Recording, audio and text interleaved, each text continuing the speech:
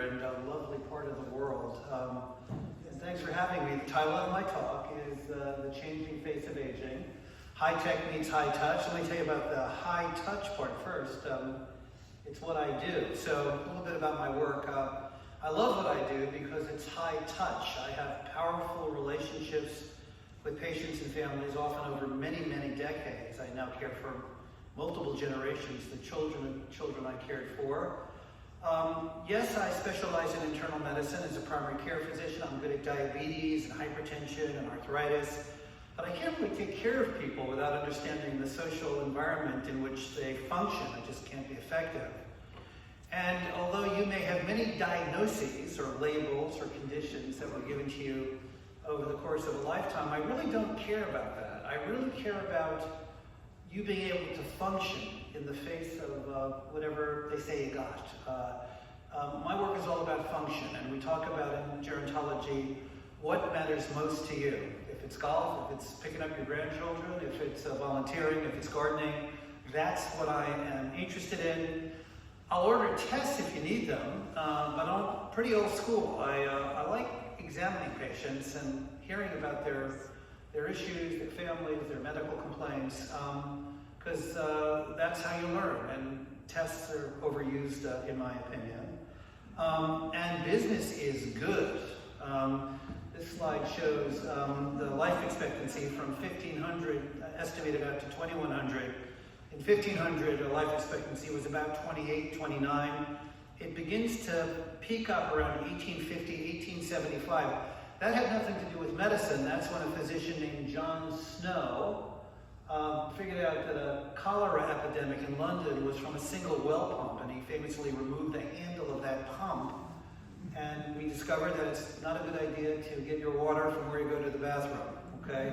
And then the steep rise in the mid, 19th centuries, in fact, or 20th centuries, in fact, from medicine, from all of the advances we made in pharmaceuticals and medical schools, and we have been left with a population of older adults, all right? That's how we know we were successful, dealing with a number of other problems, maybe a combination of mobility, vision, arthritis, depression, maybe memory loss, and that's how you get to meet me. So it's sort of a paradox that these amazing advances in medicine have people living longer with different problems that need new solutions. So people live longer, but they have problems with mobility. Sort of a Pyrrhic victory. I have no interest in having a patient of mine live to 100 if they're bedbound in a nursing home. That is as Pyrrhic a victory as a 35-year-old dying of breast cancer. That's not what I do. I'm not about adding years to life. I'm about adding life to years, as President John Kennedy used to say. I deal a lot with loneliness and social isolation. It's probably the most difficult thing that I treat in my practice. I deal with some patients that have cognitive impairment, maybe Alzheimer's disease or just memory loss that causes them to miss medication, perhaps be in unsafe situations, maybe make poor decisions. I also deal with worried caregivers. It could be a spouse, it could be an adult child who may be distant or nearby and feel burdened and anxious. And they may helicopter over you, since you were perhaps helicopter parents. Now you have helicopter children, I see head shaking, who are concerned about you. So my topic today is high tech meets high touch. I'm going to talk about how these two things are intersecting. I'm going to blow your mind with some amazing geroscience. I'll talk about that. It's the development of new drugs that will not only extend lifespan, but it will extend health span. What do I mean by that? Lifespan is a number. It's how long you live, 90, 95, 85. Health span is the duration in which you can function independently. And the goal of my field is to make health span equal to lifespan. In a perfect world, the day before you die, you're bicycling, playing tennis, having sex, whatever it is you enjoy doing, okay? And we'll talk about this. I'll talk a little bit about virtual reality, which can be used to reduce loneliness and social isolation, but also can relieve the anxiety of caregivers and family members who may be distant. And of course, we'll talk about technology in 2025 would be complete without a discussion of artificial intelligence.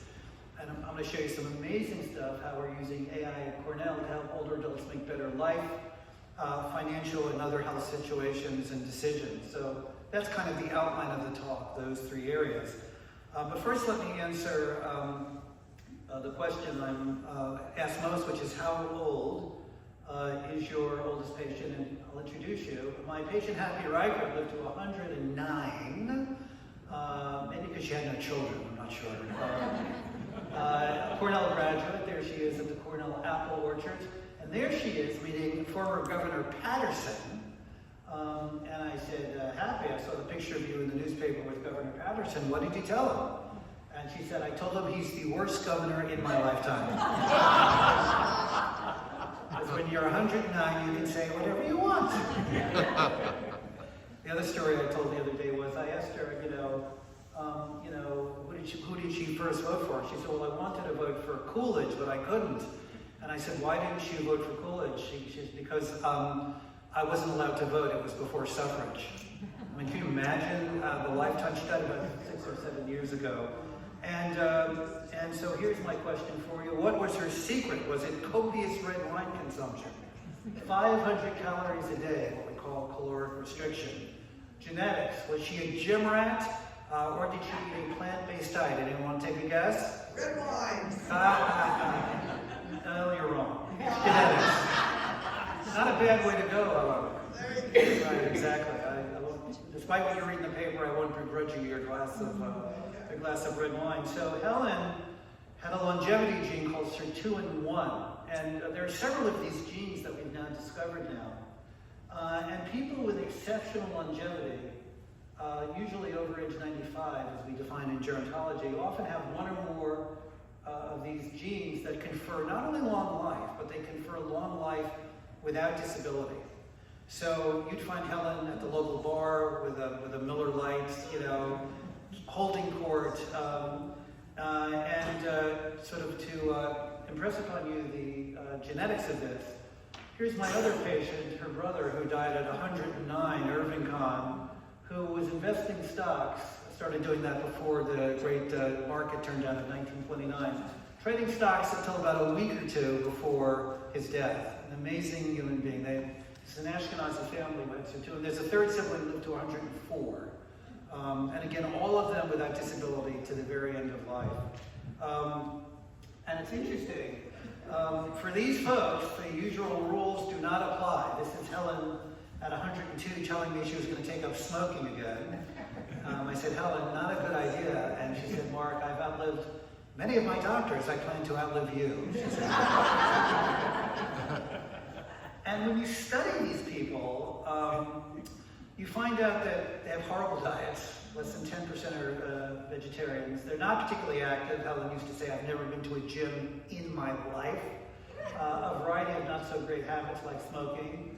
And they're not particularly accessing. She would never call me. I had a driver. 109-year-old misses a doctor's appointment. You get very nervous. Okay, what's going on? She was at the bar, which is kind of great. And so let me talk to you about what we now call geroscience, the most exciting area, I think, in all of medicine. We now understand a lot about the basic biology of aging, not only at the organ level, but at the most molecular levels. How aging plays out, what it looks like in cells and organelles and molecules. And because of this, the pharmaceutical industry is developing targets of aging, where we can direct drugs and other treatments, which may allow amplification of genes like sirtuin. All of you have a sirtuin gene. But probably less copies than Helen did. One of you in the audience, too, statistically might have multiple copies. And it's quite interesting. And the earliest drugs being tested are those that mimic something called caloric restriction. Let me talk a little bit about caloric restriction. This is a study of lemur monkeys. The up and down axis is survival percentage, and at the beginning of the study it's 100%, everybody survives. And at the bottom, in the horizontal axis, it's age in years. Lemur monkeys live on average about 10 years, 12 years, okay? And the red group, the red line represents, it says CR, represent animals that were calorically restricted. The blue line is animals that just ate a normal diet, and these were very low-calorie diets. And you'll see that there's about a 3 or 4 year life expectancy improvement in lemur monkeys. And so caloric restriction clearly extends life span in worms, mice, and primates, including humans. It also probably extends health span as well. And there's this fascinating relationship between obesity and aging that we're now learning, that obesity creates cellular and molecular changes that really mimic aging biologically. And you may have seen this in people you know. If you see a 30-year-old with 40 extra pounds, they look 40 or 50 and they lose the weight, or you're shocked that someone who's 50 is 30 when you think they were 50 and it had to do with being overweight. Turns out that the reverse is true, that when you restore ideal body weight, it slows this biology. It's really quite interesting. And there are several examples of this. Weight loss lowers the risk for stroke and heart disease, right? You know that. Weight loss reduces arthritis risk because you're not pounding on joints with extra weight. Weight loss can improve or reverse adult onset diabetes. And so the world is, of course, weight conscious now because of drugs like Ozempic, which may also be an anti-aging drug. We can talk about that in the question and answer session. But it turns out that the first medication being tested is a medication called metformin. Anyone taking metformin in the group? A couple of hands up, 4 or 5 hands up, yeah. So it's used to treat adult onset diabetes, but it's also used as a minor weight loss drug. It has been approved since 1967 in Europe, approved in France for diabetes, and then 1996 in the United States. So there's a long safety record. It's a safe drug. It is generic, which is why the drug companies aren't interested in it, because they can't make any money. It costs pennies a pill if you buy the generic version. It has been shown in mice to preserve body weight and composition. As we age, we lose muscle mass and gain fat mass. Metformin seems to delay that. In mice, it reduces the development of cataracts. It improves general fitness and physical performance. It lowers your A1C, a diabetes test, your insulin levels, your LDL and total cholesterol. It shifts the gene expression, the general picture of gene expression, to that associated with younger cells. And it inhibits chronic inflammation, which has been implicated in aging. Chronic inflammation is thought to be a common pathway to aging. Again, it increases both lifespan and health span in mice, and it appears to mimic caloric restriction without the depression of having to restrict your calories. Because 500 calories a day, you may live longer, but you'll die of depression. At least I would, okay? So let me tell you about the TAME trial. If you Google this, you'll hear about it. It's very, very exciting. Article in the Wall Street Journal a number of months ago. TAME is an acronym for Targeting Aging with Metformin, and it started a year or so ago. It involves 3,000 people 65 and older. These people are randomized to receive 1,500 milligrams of metformin, a sizable dose, or a placebo. Here's a fun fact. Because metformin is so cheap, they had to make a placebo that looked like the metformin pill. The placebo was more expensive than the metformin. Isn't that interesting? That's how cheap this drug is, which is why pharma's not interested. It's a double-blinded study. What that means is that the patients don't know if they're getting the metformin or the placebo, and the researchers don't know if they're getting the metformin or the placebo. The outcomes being studied are very interesting because in the FDA, people want to study blood pressure after a blood pressure drug. They want to study sugar after diabetes drug. And here, this was a great victory for gerontology. They got the FDA to agree to look at a number of things. One was the delay of onset of chronic diseases like cancer, heart disease, and Alzheimer's disease. Well, people say, well, what's the issue with that? Well, if you develop heart disease or Alzheimer's disease at 95 when you would have developed it at 80, that's an extraordinary improvement in quality of life and an enormous cost savings where you're not in a nursing home for a lengthy period of time or paying for home attendance. We are also looking at function, gait speed. So typically the speed with which we walk declines as people age, probably imperceptibly in your 30s and 40s. Grip strength, which is a muscular test, and also memory, cognition, tests of cognition. But they're also looking at biology, and they're looking at biological we call biomarkers of aging, or a geroclock. So we know now that certain biologic changes occur in DNA, for example, in aging. So for example, DNA often has methyl groups, a carbon-hydrogen group attached to it, and that process increases as we age. And so it's essentially a clock. And one of the things they're looking at is giving metformin and seeing if the clock slows in those folks versus the placebo. So a very, very interesting study. Stay tuned. The results will be, first results might come out in a year or two, as we have to wait for people to develop these issues, and we'll see if there's a difference. But many gerontologists are not waiting. I think more than half the gerontologists I know have started on metformin, which again is a safe and an interesting drug. And patients are now asking me for it. There are at least a dozen other what we now call senolytic drugs under development in pharma. Amazing. Senolytic, senilus from the Latin.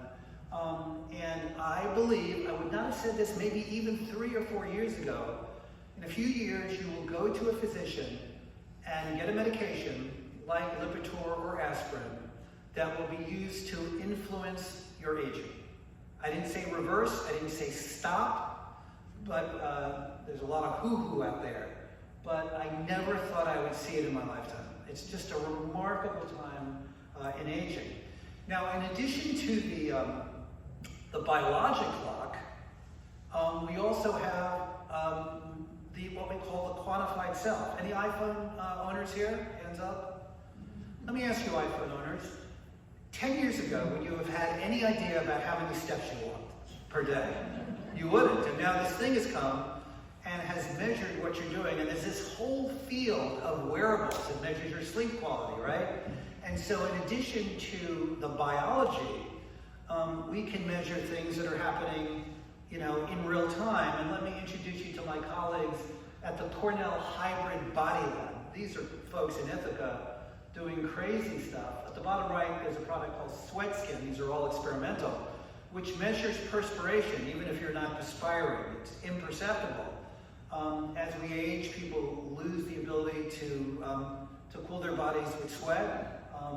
Sweating may be an indication you're getting sick, and so this little tattoo effectively can measure that and in real time measure aging.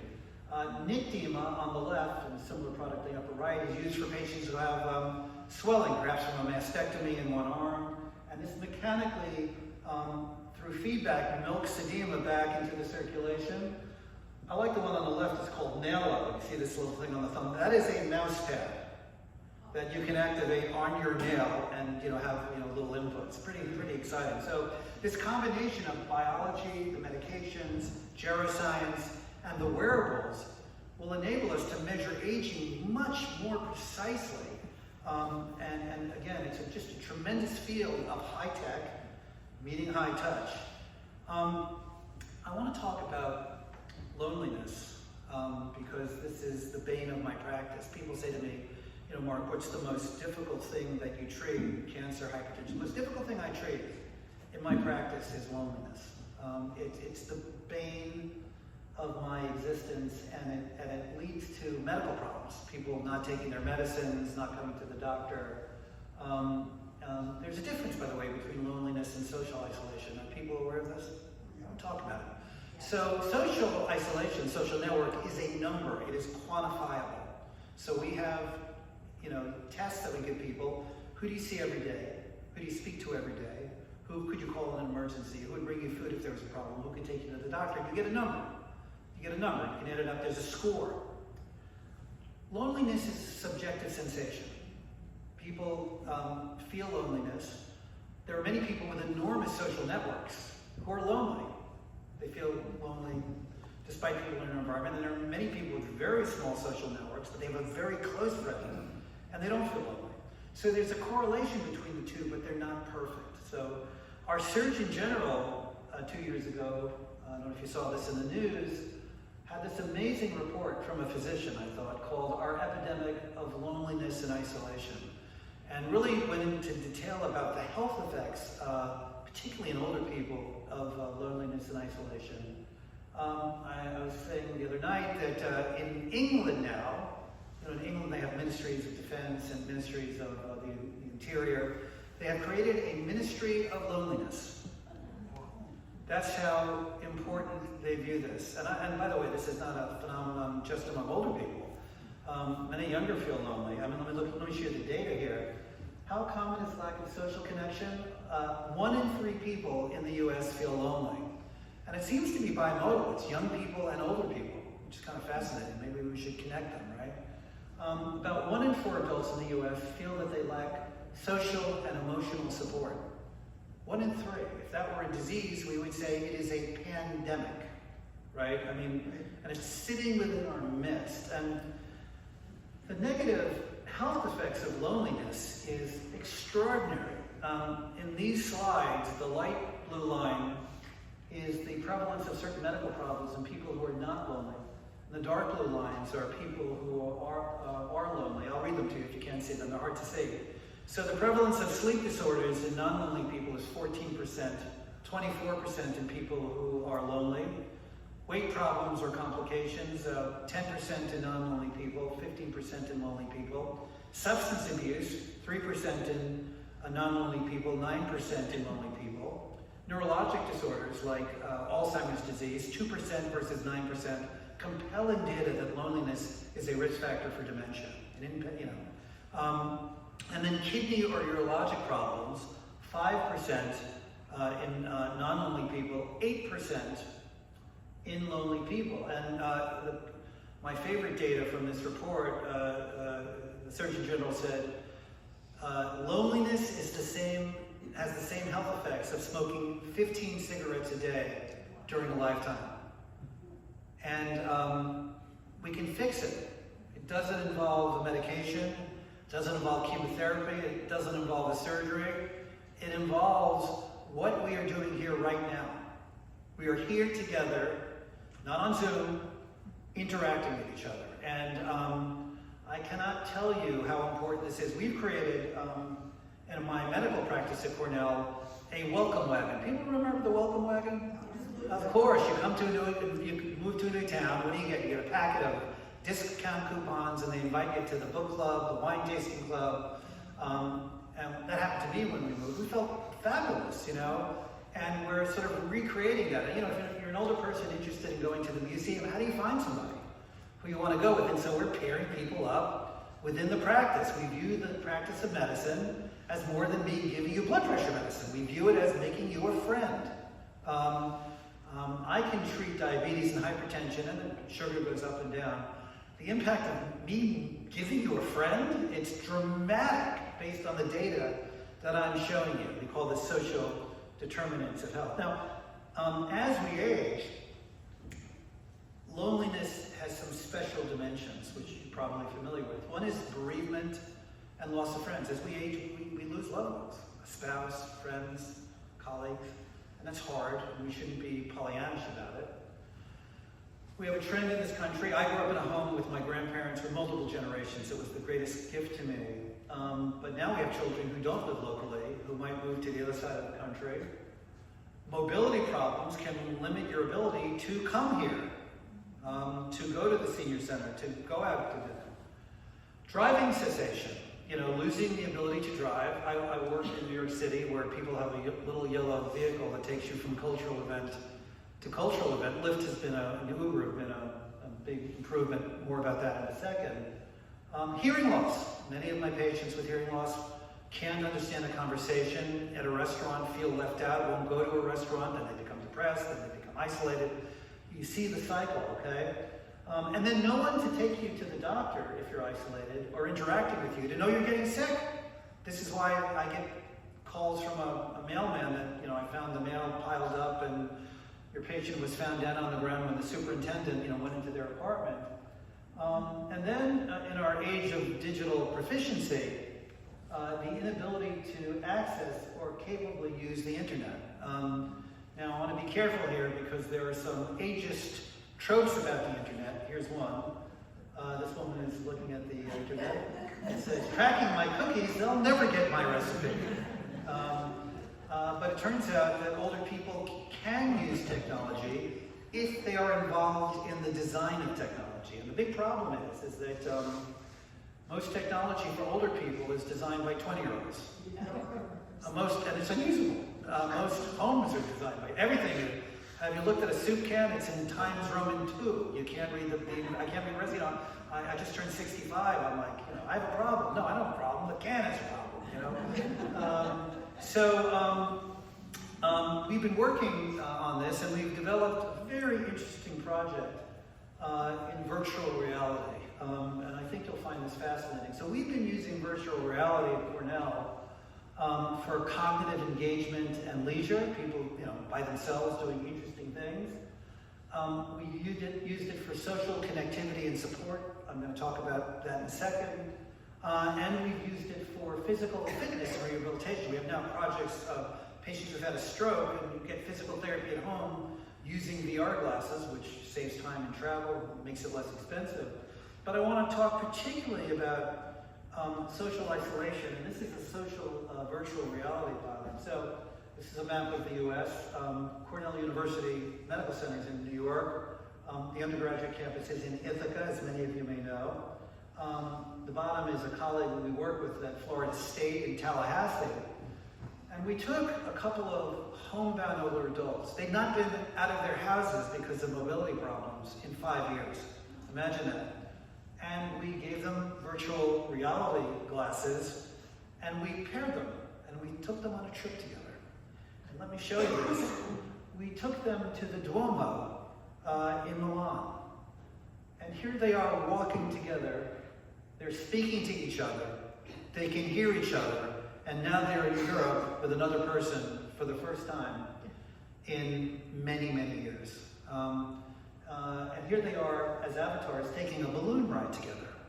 They can hear each other. They can speak to each other. Imagine the joy of being able to interact with someone in the virtual world. And here they are putting a scrapbook together. They talk about their trip. And they take pictures, and they put pictures on the wall, and they create a scrapbook. And we've studied these folks. It tremendously decreases anxiety and improves calm. We spoke to these folks, a high sense of social presence. In other words, they know they have VR glasses, but they really felt like they were in the environment. High enjoyment, high engagement. And the great part was, a number of these people gave each other cell phone numbers and then connected in the real world after connecting in the virtual world. And a very low rate of what we call cyber sickness. The concern that people would get dizzy, falling is a big concern. We had none of that because we involved older people in the design. So I find this to be just an extraordinary development, and it offers great promise. Look, virtual reality will never replace, none of this will ever replace human contact. I'm not naive enough to think that, okay? But it will help. And the glasses are coming down in cost, the technology is getting better and better, and we think this is really exciting. I want to talk next about how we're using artificial intelligence and successful aging, because AI is on everybody's mind. It represents an enormous opportunity. It represents a danger, perhaps, and an anxiety. But let me tell you what we're doing. Because we think that AI has an ability to support older adults' health decisions, financial decisions, well-being. And here's why. Rates of memory loss and cognitive impairment increase with age. And yet, paradoxically, older people are faced with many complex health and financial decisions with very serious implications. Often the impact of making a bad decision is greater than in younger people. So if you make a poor investment at 80 and lose a significant amount of money, there's no investment horizon in which to recover those losses. So the stakes are very, very high. And frequently, information is presented to older people in a way that's geared towards younger people. So again, you'll get a stock prospectus that's in an unreadable font, okay? The salesperson will be speaking to you in such a way that you can't hear. So the very people who need to make the best decisions are put at a disadvantage. And we call this in gerontology the paradox of too many choices. And let me explain a little bit. So what made America great is choice, right? You walk into the supermarket, and there are 80 kinds of peanut butter you can buy. You go to the car dealership, they got a gajillion models, okay? I am susceptible to a particular form of this known as the diner menu-induced panic attack. Are people familiar with this? Okay. Never go to the diner hungry, okay? So they put this thing in front of you. This is the first page. It's got a spiral bind on it. Have you seen this, okay? And I'm sitting there with my wife. Of course, I let her order first. And she said, I'll have the Reuben. And then I say to her, man, I wanted that, okay? And she says to me, oh, you can have one too. I didn't order the last one, okay? Because we have fear of missing out. Anybody experienced this before? Okay, we wanted to share stuff, okay? And it turns out that when you offer older adults more choices, they make worse decisions. That the choice becomes overwhelming. That's true in all individuals, but that increases with age. Now, in comparison to an American diner, let me tell you about my favorite restaurant in Paris. It's called Les Papiers. If any of you are in Paris, you gotta go to this place, okay? Because here's the deal. They serve one thing a day, and there's no choice. And it's always terrific, okay? So I translated this on the left. They give you a soup, a simple dish which includes braised meat accompanied by vegetables or potatoes, a panna cotta for dessert, and maybe some cheese if we can find some, okay? And I've gone a number of times. You know, if you're a vegetarian, I'd probably avoid it. But you know, the last time I was here, it was pork. I eat pork and I love it. It was great, okay? Big bowl guy. The only thing they have many choices of is wine, okay? So I highly recommend it. And again, the paradox of choice increases as we age. And here's an article from the New York Times on the left from my friend Paula Spam. Older adults need rides. Why aren't they using Uber and Lyft? Have you tried to use Uber recently? Do you want Uber X? Do you want Uber XL? Do you want Uber Black? Do you want Uber Comfort? Do you want Uber Ego? Do you want to use Uber Share? You know, and it's unusable. There are too many choices. I need a car here now, thank you. So now there is a phone version of Uber where you can call. That's come out now. I don't know if you're familiar with Fresh Direct or one of the companies that will Instacart or things that will bring. Have you looked at this? 19,000 choices of things they will bring to your home. One of my patients said, Mark, I need butter, eggs, and milk, okay? And so, again, there is the paradox of choice. So we think we could use artificial intelligence to effectively fix this. Now, this slide's kind of fun, and I wanted to include it. So, can we use AI to support better decision making? So this is a slide that looks at how technology has reached Americans over the last 150 years or so. So the vertical axis there on the left is how many years it took 50% of American households to get the technology. So the first one is the telephone. The telephone, it took 70 years from the invention of the telephone for it to get into 50% of American homes. The next one was electricity. It took about 52 years. The radio, about 28 years. Personal computer, about 18 years. Same with the television. Cell phone, about 14 years. VCR, 11. CD player, 10. Internet access, 10. DVD player, 7. MP3 player, 5. ChatGPT reached 100 million monthly active users just 2 months after launch, making it the fastest growing consumer application in history. Extraordinary.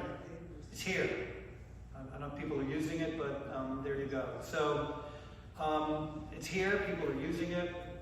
So let me show you the recent, I just turned 65, and I got in the mail something that was more terrifying than the diner menu. It was this. Have you seen this? 124 pages of not even cheeseburgers, okay? Inscrutable, I'm a geriatrician. I teach Medicare. Couldn't figure this out, okay? And because people can't figure this out, they watch late night television and have William Shatner or Joe Namath or Fonzie try to sell you a Medicare Advantage plan. Have you seen this? And they offer you all kinds of free stuff, pickleball rackets, free food delivery. And you know what those are. Those are brokers, essentially, offering you unvetted information and probably limiting your choice. They don't tell you the downside, probably putting you in a for-profit Medicare Advantage plan. So we thought, could AI effectively help you make a better decision about that? And so we did a little experiment. And so the colored bars represent different Medicare decisions. So the blue one is Medicare Basics. That would be something like, I lost my Medicare card, what do I do? The green is beneficiary rights. Does Medicare pay for hearing aids? And then we get into supplemental coverage.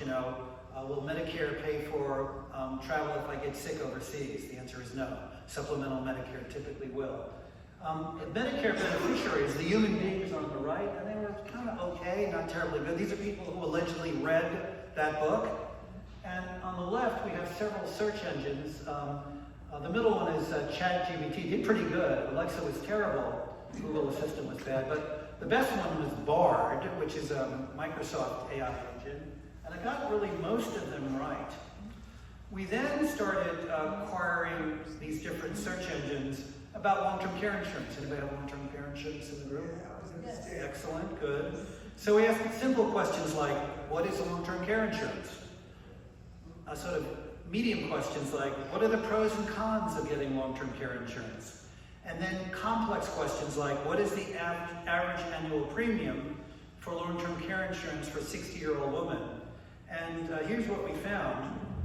The red is this is Alexa and Google Assistant. The red is they got it wrong. The green is they got it right. The yellow is they kind of were in the middle. And they were pretty wrong, okay? And when we looked at Bard, it was better. And when we looked at ChatGPT, it was a little worse, but it was better. So there's very significant differences in how these engines perform because they're scouring the internet for information that could be good, it could be nonsensical. And then we actually looked at what they asked us, what they responded with. So when we said, does long-term care insurance cover dementia care? Alexa said, many long-term care insurance policies will pay for your care if you have a severe cognitive impairment, such as dementia, Alzheimer's disease, short or long-term memory loss, or poor judgment or unsafe situations. And then we asked the same question to Bard. Yes, you can cover. However, it's important to carefully study the documents, call your broker to the left, okay? And this is information overload. This is too much choice. And so the question is, how do you query these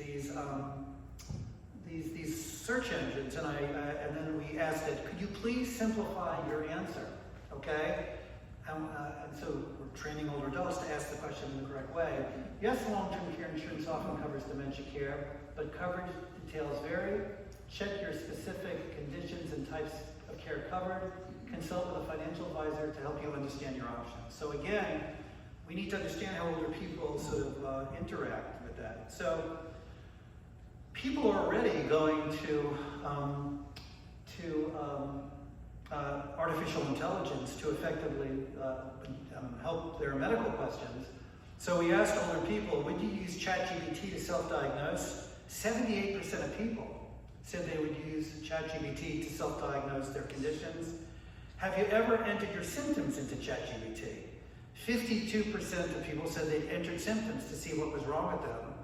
I don't know where that information is going. 23andMe just went bankrupt, okay, so who knows what's going on. But the problem is we're asking this to diagnose us, but here's the data. ChatGPT's exam performance was worse than that of medical students in a parasitology test, demonstrating its limitations. That's what we're asking for medical advice. ChatGPT achieved only moderate passing performance in the U.S. medical licensing exam, okay? ChatGPT failed to achieve passing scores on the Chinese national licensing medical exam. ChatGPT failed the American Heart Association basic life support course, okay? That's what we're asking to diagnose. And there are other problems. Have you heard about hallucinations in artificial intelligence? One of my friends typed into Google, how many hours are spent plotting revenge? And he got this back. According to a 2013 study published in the Journal of of American psychology, people spend about 80% of their waking hours plotting revenge. Dr. Walter Booth. Now, it turned out that this was derived from a satirical article in The Onion, which could not differentiate the New England Journal of Medicine from a satirical journal. He also said, this was great, he said, tell me about Dr. Walter Booth himself. Dr. Walter Booth is an eminent expert and psychologist in artificial intelligence. In 2013, he won the J.H. Higginbottom Prize in gerontology. And Wally said, I don't remember that award, okay? And he looked at his CV and he didn't have it. And then he looked up, there is no such award. And so it made up a realistic sounding, so the issue with AI is where is it getting its information from? And we're starting to do work where we populate it with credible information from a database that we adjudicate, okay? But AI is ever improving. So, they come out with different versions of ChatGPT every 6 months or so. Look at this. From going from ChatGPT 3.5 to 4.5, it achieved physician-level performance on the internal medicine boards. So, ever improving, again, in a head-to-head competition with medical residents. I also think that AI has enormous potential to help us age in place. It can detect cognitive problems before other people see it. AI now can look at the content of emails, not interested in the content, but how the richness of the syntax is developing. And over time, how language might be deteriorating in very subtle ways. And say, go to your physician, there's a problem, long before a spouse or a child sees it.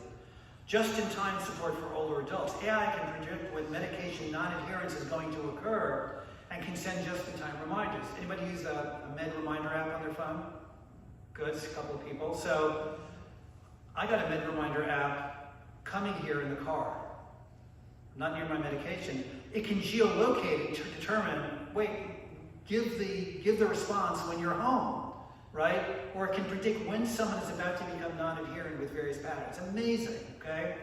And then we have remote sensing at home. AI can learn the mobility patterns of someone in their home, when they get up, when they move, and if something is amiss, alert someone. So let me show you what one of my patients uses. This is, it sounds a little Big Brotherish, but I have this patient, this feisty male fella, who did not want home attendants to live with him despite his children's assistance. They're about $40 an hour, $30 an hour. And so we used a company that put, not cameras, monitoring that looked at, when the refrigerator opened, okay, when he got out of bed, did people go to the bathroom, sensors where he would walk down the hall and they could look at gait speed and see if his gait speed was slowing.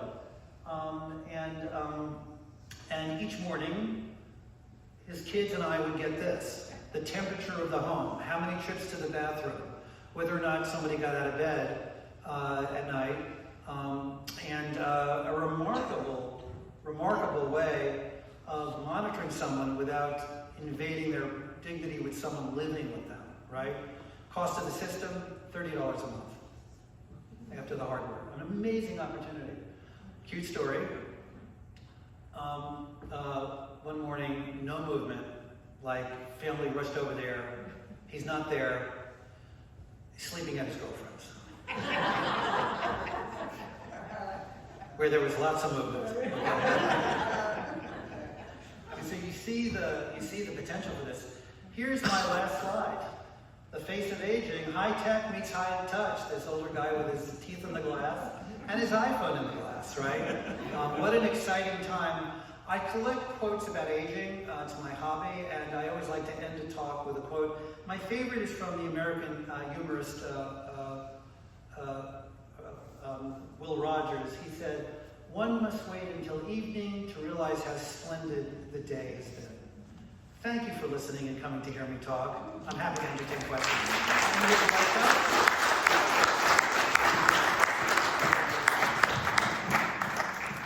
I'll repeat the question. Anybody? Yes? What's the name of that monitoring system?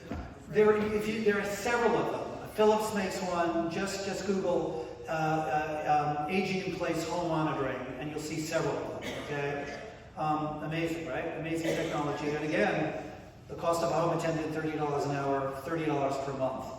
You know, there are generally two reasons people need care at home. One is ADL assistance, bathing, dressing, right? Now, there's no technology that's going to do that, not yet. But sometimes it's for safety, and to have someone sit and look at you to make sure you didn't fall or leave the stove on. I don't think having a 24-hour home attendant is a good use of your money. I think you should take your girlfriend down and then go back to her place. Okay. I think a lot of it is just to get your kids off your neck. I deal with a lot of helicopter kids. Okay, and they mean well, but they're driving their parents nuts, okay? And I've had to tell them, stop it, okay? You're infantilizing your mom or your dad, okay? If there's a problem, I'll tell you when there's a problem. And you know, we often talk about allowing people to make bad decisions if they have the ability to make them. You know, someone is having financial difficulty and they write a check for $500 instead of $50. All right, you know, if they're driving and risking hitting a kid at dusk, I mean, that's a different story. So when there's a public health risk, I get very aggressive, but I'm spending a lot of time telling kids to kind of lay off because you're eroding the quality of life and the dignity of your parent. It's a great point. Yes, sir. I wonder how many of your patients are on metformin. Yeah. And maybe it's for younger people than your patients. Maybe it should be for people in their 50s or 60s. But I'll repeat the question. You asked me how many patients are on metformin, and maybe it's for people in their 50s and 60s. Well, first of all, I'm on metformin. I'm 97. And I've been taking it about 6 years. I'm not diabetic. People are asking me for it. People are asking me for Ozempic as well, which I'm cautious with. But each week there's a paper about Ozempic and cardiac disease. There is a relationship between obesity and aging. There's no doubt about it biologically. And you might see people microdosing Ozempic around, specific conditions who are not obese. I have patients asking it for me about it. The side effects are a little bit nausea. At first, I didn't have that. And then for patients who have kidney disease, you can't take it. It's contraindicated. But younger people are taking it. I know many scientists in their 40s and 50s who are taking it. If you went to your doctor, he'd probably say, "What are you talking about? I've never heard about this." Then you can bring him an article about it. If you Google metformin and longevity, but it is one of many drugs in the pipeline. The other ones will not be cheap but pharma is very, very interested in this. I mean, it makes sense. When you're young and you have a single disease, hypertension, cancer, God forbid, you have a single problem. You want to treat that with a single drug. When you get older, you have multiple conditions that have to be managed, and giving a drug that for each individual condition is kind of nutty. If there's a common pathway to disease, and it's linked by some obesity or longevity gene, we're going to miss the boat if we look at older adults as, treated. I mean, that's how we get into what we call polypharmacy. Too many drugs, because we're, in New York, one guy does your right thumb, another guy does your left thumb, and nobody knows who's doing what, and people get sick, really sick, when one guy doesn't know what the other guy's doing. So, great question. Anybody else? Wasn't that good? Sir? Are there other trends in other countries that you're looking at as far as longevity? Other trends in other countries in longevity. So there's this whole thing about blue zones. Have you heard about this? Yeah. Which some people think is debunked. There are certain societies. So Costa Rica, Okinawa, certain parts of Greece, Loma Linda, where there's a Seventh-day Adventist community. And they seem to have exceptional rates of longevity. Some of that appears to be related to diet, plant-based diet, and maintaining ideal body weight, which is part of the obesity story. And where there is exceptional longevity, scientists are going to study those folks and trying to look at their genes and their their gero clocks and their DNA methylation. And I think we're going to get more discoveries of that. The trend now is trying to identify different longevity genes besides sirtuin and how to amplify them to find more targets. It's really an amazing time. Many of our young medical students and scientists are interested in this particular area of aging. Yes, ma'am? Is sirtuin testing very expensive? It is not done as a common, it is not a test that you could order at the doctor. It's part of, if you're a part of a research study, okay? You probably could have it done. There's several companies now that are, David Sinclair at Harvard has gotten into a little trouble recently, has a company where you give a saliva and they can measure this clock, and you could do it, so you could send him saliva and it'll tell you your rates of aging biologically. Then you lose 10 or 20 pounds or start walking, you do it again in 6 months, where you take metformin, and then they repeat it and they can see if the clock is slowing. But we're not currently testing for sirtuins unless you're part of a study. Sirtuins, by the way, that particular longevity gene is prevalent in a particular Jewish population of Ashkenazi Jews, and other longevity genes are in other kindreds and ethnic groups. Every group seems to have them. Yes, ma'am? Another question is, when are the preliminary results of the TAME study? Well, we have to wait for people to accumulate some chronic illnesses. So I think in the next 18 to 36 months, you might see some data.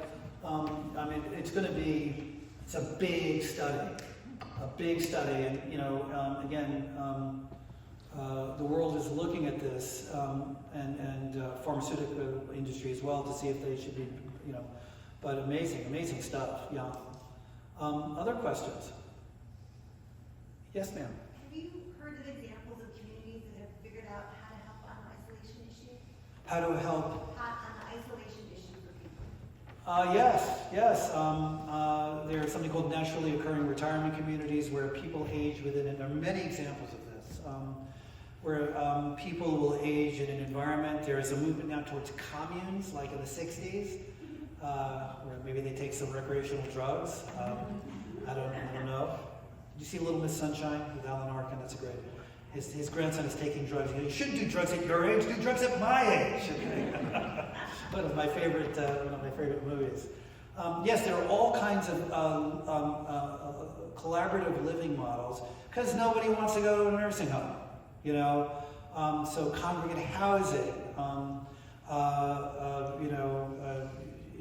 Pairing individuals with different impairments that complement each other. So someone who has visual problems with someone who can see but may have cognitive problems. So yes, all kinds of communities. There's something called the Beacon Hill Project in Boston that's been replicated. One of the things that's challenging about your environment, as opposed to my own, is the geography. So we have a house call program in New York. I can go into one building and see 6 patients. I'd have to travel many, many miles. I was talking today to Herb about their Meals on Wheels program, where people drive out into the hinterlands, and the Wheels on Meals drivers know these patients. They take out the garbage. They can see if they're getting sick, becoming depressed. And I thought to myself, well, maybe we need Amazon drones, delivering the meals, but then there'd be no human contact. Again, technology will help us, but it is not a solution. But we're getting there. Technology is getting much, much better. Yes? Have you heard of home courts, our local living at home community virtual stay? No, and maybe you can tell us about it. I'll give you the microphone. I got a big mouth, so yeah. All right, stand up. Well, home courts is a virtual living in place community, aging in place community, and it is involved. Many people in here know of home courts and are part of it. And what we do is have social activities. We had a luncheon today that was us getting together. There's volunteers that drive you to the doctors and stuff. There's a list like Angie's List to help you get people, and it helps to develop helps you to develop friendships within the aging population. The problem here is that all of our doctors are an hour and a half away. Yeah. We have a really big problem because over time the doctors keep going and you have to go to East. So you have macular degeneration. You can't drive anymore. And yet, once a month, you have to go an hour and a half to go get an injection in your eye. If we could find ways to get a doctor to come up here once a month and do those injections, and then all those people that have the same problem would be there at the same time and get to talk to each other. Yeah, I think that's a wonderful idea. I mean, you guys need a geriatrician or two in this environment also to coordinate that. And boy, I'd love to send one of my graduates here. What a lovely community to work and live in. Oh, please do. I'd be honored. New York is saturated now, and I'd love to. My job is to get folks interested in this, and what a lovely and welcoming community this would be. And yes, there are models like that where there are mobile, ophthalmologists and mobile, units where you can do that. Telehealth is actually, for people who don't need procedures, telehealth has been a real boon. I mean, when I take care of patients in my primary care practice, I probably spend 90% of my time speaking to people and about 10% of my time actually examining them. And many people don't need to be examined, really. They want to talk to me and I can tell if something's wrong. So telehealth, when done correctly, people don't have to schlep into my office with all the, and if I see that something's amiss, then they come, But I can do a lot, and there's all kinds of, so many things that can be done remotely now with telehealth. I didn't even talk about AI and blood pressure and sugar monitoring and all the things that can be done at home, sort of virtually. So it sounds like a wonderful program, and I'd love to hear a bit more about it. Yes, ma'am. Doc. What about the role of pet ownership in terms of Pets? Pets. Love pets. In terms of isolation. I'm a dog person. I have a beautiful golden retriever, and it's interesting. Humans are ageist, generally. A pet doesn't care how old you are. They don't care who's petting it, if it's a 3-year-old or a 90-year-old. It's pure love. It's pure love. And I think that, and we talked a lot about the need for everybody, particularly older adults, to be touched, And I find pet ownership, when my patients lose pets, it's almost like losing a family member. And when you buy a golden retriever, like we have, it's like making a deal with the devil, because, you live about 10 years or so, and it breaks your heart every time. But I'm a big fan. The only thing about pets, trip hazard, okay? And I have a physical therapist who teach older people how to walk their dog, so it's not a trip hazard. But I'm a huge fan of pets, and there's data now on pets in nursing homes, and I don't even need an evidence base. What's bad about that? Maybe the finances just. The finances, sure. But there are plenty of dogs that need adoption, so rescues. But there are certain temperaments for older people, obviously. But great, wonderful question. Anybody else? Well, thank you so much. Great being here.